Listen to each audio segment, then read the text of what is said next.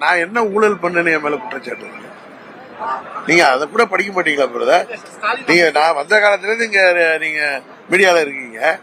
என் மேல இருக்கிறது நான் ஒன்னும் அரசாங்கத்துல எம்பி ஃபண்ட்ல தில்லுமுள்ளு பண்ண.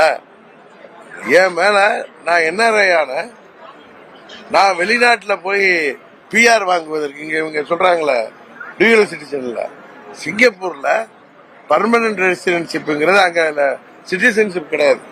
அங்க போயிட்டு வர்றதுக்கான உரிமை, அங்க ஓட்டிங் ரைட் இல்லாத ஒரு உரிமை இருக்கு பிஆர்னு. அது என்னன்னு கேட்டு பாருங்க. அங்க எப்ப வேணாலும் போலாம் வரலாம், அதாவது டிராவல் பர்மிட்.